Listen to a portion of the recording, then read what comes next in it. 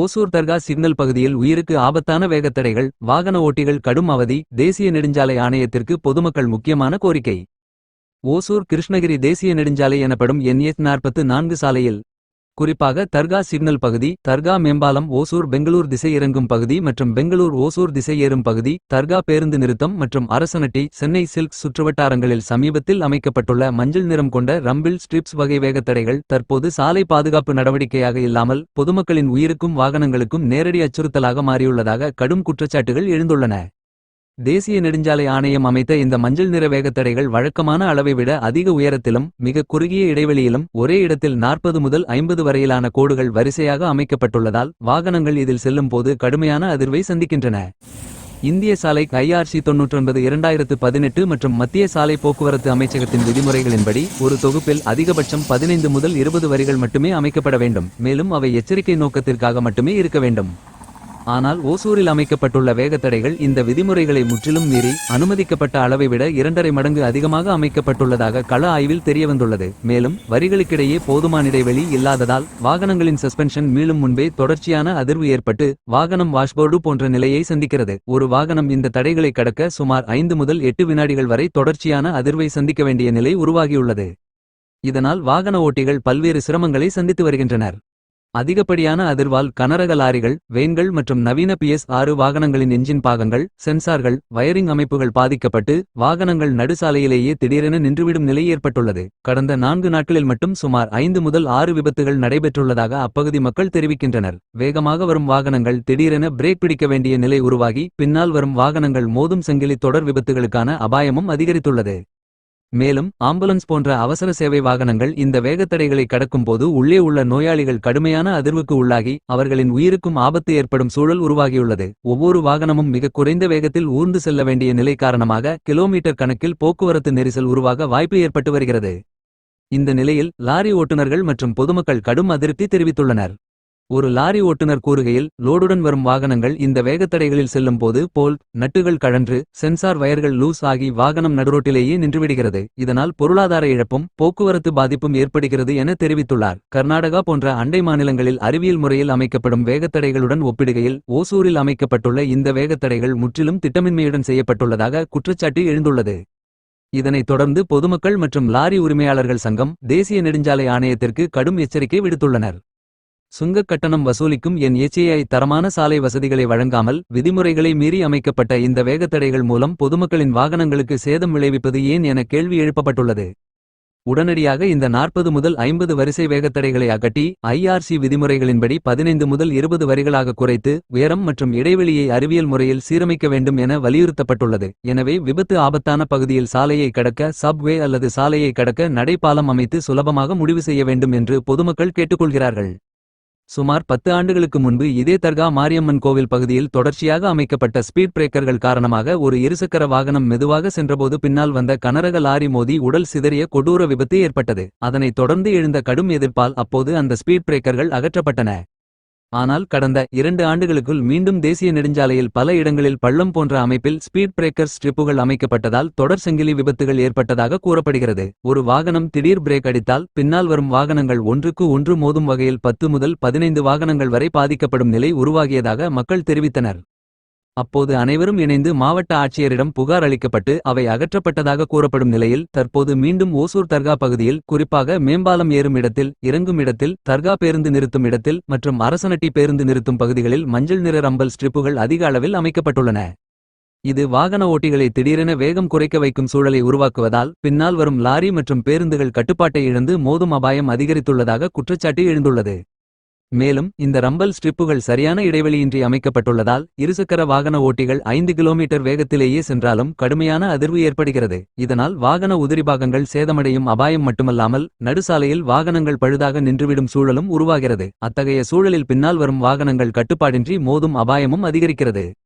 இதுகுறித்து பொதுமக்கள் மற்றும் Hosur news and updates media சார்பில் உடனடியாக இந்த அபாயகர ரம்பல் ஸ்ட்ரிப்புகளை அகற்றி மாற்று பாதுகாப்பு நடவடிக்கையாக மேம்பாலம் அல்லது நடைமேம்பாலம் அமைக்க வேண்டும் என அதிகாரிகளிடம் பணிவுடன் கோரிக்கை வைக்கிறோம். ஓசூரின் ஒவ்வொரு செய்திகளையும் அப்டேட்டும் உங்கள் மொபைலுக்கு நேரடியாக பெற இப்போதே ஓசூர் நியூஸ் அண்ட் அப்டேட்ஸ் சேனலை ஃபாலோ செய்யுங்கள்.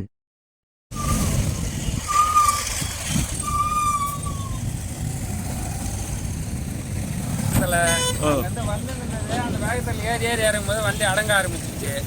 அங்கேருந்து அடங்க வந்து நான் ரேஸ் பண்ணி இங்கே எடுத்துன்னு வந்து அதுக்கு ஏறி இறங்கணும் வந்து வண்டி ஆஃப் ஆயிடுச்சு. போகும்போதும் அப்படிதான் இருக்குது. எம்டியில் போனால் ஓகே, இப்போ பின்னாடி வெயிட் பிளேட் போட்டிருக்கேன், மேலே ஸ்பைட் போட்டிருக்கேன். இப்போ வந்து பார்த்தா இங்கே ஆஃப் ஆயிடுச்சு.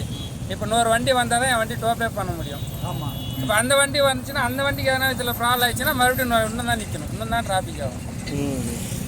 ஸ்பீட் பிரேக்கர் வந்து ரொம்ப ஜாஸ்தி இது பண்ணியிருக்காங்க. இது என்ன பண்ணுறதுனே தெரியல. இது இவ்வளோ ஒன்றும் போடவே கூடாது. ஒரு வாட்டி ஏறி இறங்குனா போல்டு தாங்கும். 40 வாட்டி ஏறி இறங்கும் போது என்ன ஆகும், போல்டோட சேர்த்து போயிடும். வண்டியில் இருக்கிற போல்ட் நெட் எல்லாம் கலந்து வந்து போயிடும். அந்த மாதிரி சென்சார் எல்லாமே சென்சார் வண்டி இது வேணா பரவாயில்ல, நம்ம ரெடி பண்ணிக்கலாம். சென்சார் வண்டியெல்லாம் அவன் வந்து ரெடி பண்ணுற வரைக்கும் ஒன்றும் பண்ண முடியும். இதனால எவ்வளோ டிராஃபிக் ஆகும். ஒரு வேகத்தடை போல பெங்களூர்ல எங்கன்னா இந்த மாதிரி போட்டிருக்கான பார்த்தீங்களா? கர்நாடகாவில் ஒரு வேகத்தடை போடுவான், அவன் ஒரு வேகத்தடை போட்டிருக்கான், ஏறி இறங்கினா வேலை முடிஞ்சு போச்சு. வேலை முடிஞ்சிச்சு.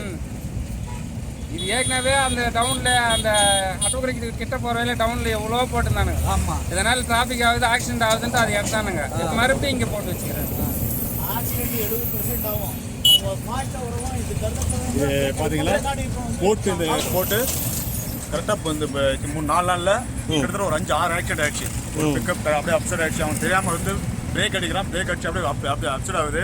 நிறைய அதோ உயிர் சேதாரம் நிறைய இதாக இருக்குது. ஆனால் கண்டிப்பாக இது வந்து நிறைய மக்களுக்காக மற்றும் இது விரோத செயல்படுறதா. இது மக்கள் நல்லது செயல்படு கிடையாது, மக்களோட விரோத செயல்பாடு தான். மக்களுக்கு இது நல்லது கிடையாது, நல்லது கிடையாது. அவ்வளோ பார்த்தீங்கன்னா ஒரு ஸ்பீட் பிரேக் போட்டு சிக்னல் கொடுக்கணும். சிக்னல் கொடுத்து அந்த போர்டு வந்தாங்க, போர்டு வைக்கணும். ஒன்றுமே இல்லாமல் வச்சிருக்காங்க. வர வண்டிகள்லாம் பார்த்துனாங்க போல்ட்டு கட்டாக நிற்கிது. சென்சாரில் வயர் கனெக்ட் லூஸ் ஆகிடுது. எல்லாம் நிறைய ப்ராப்ளம் ப்ராப்ளம்னால அந்த தொப்பூரில் ஸ்பீடு ஸ்லோன்னு சொல்லிட்டு ஏற்றும் போது வைப்ரேஷன்லேயே வண்டியோட போல்டு எல்லாமே நிறைய கட் ஆகுது.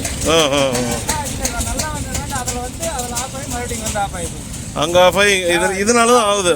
டிராவலாக இதெல்லாம் எல்லா பைக்லையுமே லோடு வண்டி எல்லாமே பிரச்சனை தான். இது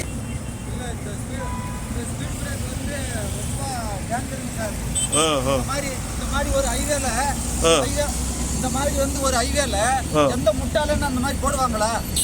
போடக்கூடாது. எப்படி இருக்கு ரோடு, எப்படி இருக்கு, எவ்வளவு டவுனா இருக்கு. ஆமா, வண்டிங்க எல்லாம் 100-120 வருது காருங்க. இந்த மாதிரி லோடு வண்டிக்கு முன்னாடி வரும்போது டக்குனு பிரேக் அடிச்சு அந்த வண்டிக்கு என்ன வருது? இவங்க வண்டி நிறுத்திட்டாங்க, இப்போ பின்னாடி வந்து இடிச்சிட்டு எவ்வளவு டேஞ்சர் தெரியுங்களா? எந்த இன்ஜினியர் இந்த மாதிரி இவங்களுக்கெல்லாம் ஐடியா கொடுக்கறது தெரியல. அந்த டவுன்ல போட்டானுங்க, அதனால எவ்வளோ ஆக்சிடென்ட் ஆச்சு, அது எத்தானுங்க மறுபடியும் ஏன் போட்டானுங்கன்னு தெரியல. ஆக்சிடென்ட் ஆகுதுன்னு சொல்லிட்டு இந்த மாதிரி ஆக்சிடென்ட் பண்றது அவங்களா பண்றதா?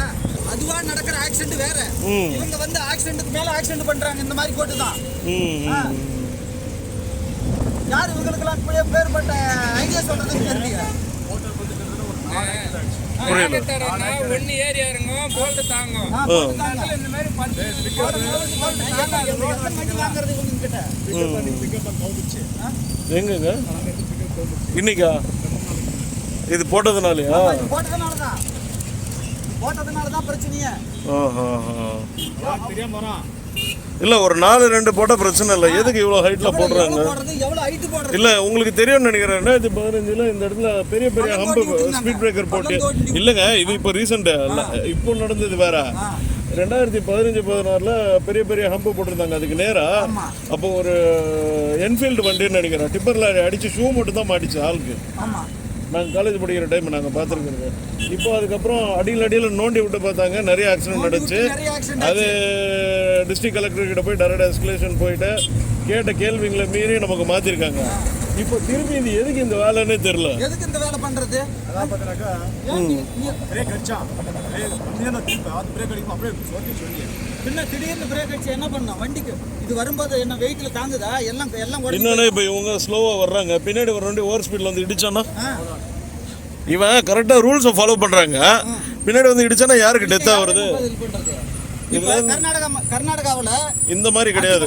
தாண்டின உடனே ஒரு கிலோமீட்டர் 1/2 கிலோமீட்டருக்கெல்லாம் ஒரு ஸ்பீட் பிரேக் போட்டுருக்காங்க. அவங்க எந்த மாதிரி ஸ்பீட் பிரேக் போட்டுருக்காங்க? நீங்க இவங்களும் போட்டுருக்காங்களா ஸ்பீட் பிரேக்? இது ஸ்பீட் பிரேக்கா? அந்த மாதிரி அந்த ஸ்பீட் பிரேக்ல எந்த ஆக்சிடென்ட்டுமே ஆகிறது கிடையாது. அத்துமீறிக்கு அந்த பக்கம் இருக்கிறதுல ஒரேடியா பொம்மை சென்ட்ரா வரைக்கும் அந்த மாதிரி ஸ்பீட் பிரேக் பொம்மை சென்ட்ரால எலக்ட்ரானிக் சிட்டி வரைக்கும் போட்டுருக்காங்க. அங்க ஆக்சிடென்ட் நடக்கிறது இல்ல. இங்க இந்த மாதிரி போட்டா ஆக்சிடென்ட் ஏன் நடக்காது இருக்கும்? அது அந்த அறிவு வேண்டாவா? இல்லை இப்போ அந்த வண்டி போடணும். இத்தனை மத்தியில வண்டி ஏறி இறங்கும் போது லோடு வண்டி இப்போ பின்னாடி ஒரு டன் அந்த ஒயிட் போர்டு இதுக்கு முன்னாடி போட்டுக்கிட்டு இருந்தாங்க, சின்ன ஒயிட் போர்டு போட்டுக்கிட்டு இருந்தாங்க. அது ஒரு டிரைவருங்க வந்து ஒரு தூக்கத்துல வந்தா கூட ஒரு தெளியறதுக்காக அந்த மாதிரி இதை ஒரு போட்டுருந்தாங்க. திக்னஸ் கம்மி தல வைப்ரேட் சர்ன்றது இது 5 mm 10 mm மேலே போட்டிருக்க கூடாது. அதுவும் கண்டினியூஸாக வா போட்டு விடுங்க, எல்லாம் போட்டு விடுங்க. பாருங்க எப்படி போகுது பாருங்க அந்த வண்டி.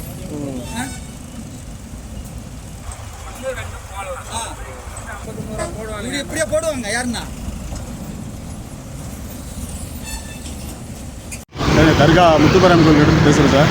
இங்கே வந்து முத்துப்பராமி கோயில் பார்த்தீங்கன்னாக்கா இந்த ஸ்பீடு பிரேக்குன்ற பேரில் நிறையா பொதுமக்கள் இடையூறாக பண்ணி வச்சு இது பண்ணியிருக்கிறாங்க. இது வந்து பார்த்தீங்கன்னா எதுக்காக போட்டாங்க? சப்போஸ் இந்த ஆக்சிடென்ட் ஆச்சுனாக்கா ஹாஸ்பிட்டலுக்கு பெனிஃபிட்டுக்காக போட்டுக்கிறாங்களா, இல்லை இந்த உதிரி பாகம் அவங்க எதனா சொல்லி போட்டுக்கிறாங்களா?